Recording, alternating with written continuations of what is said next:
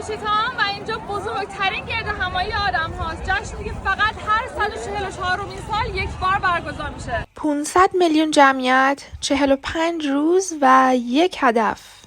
به ماهاکومبلا خوش اومدید. اینجا شهر پرایاگراج در شمال هنده، جایی که در سنگم 3 رود مقدس گنگ، یامونا و ساراسواتی به هم متوسل میشن. هندوها اعتقاد دارن هر 12 سال یک بار وقتی سیاره مشتری یک دور کامل به دور خورشید میچرخه، بهترین زمان برای غسل در این آبه و موقعیت خاص سیاره‌ها هر 144 سال یک بار یک جوری میشه که با حمام کردن در این آب همه گناهاشون پاک میشه.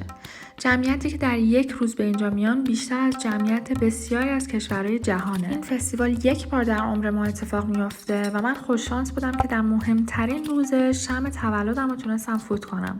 بریم با هم ببینیم میلیون ها هندو چجوری از سراسر دنیا میان اینجا تا در آب مقدس گنگ غسل کنن، غسلی که اونا رو به موکشا، رهایی از چرخه تولد دوباره در زندگی میرسونه.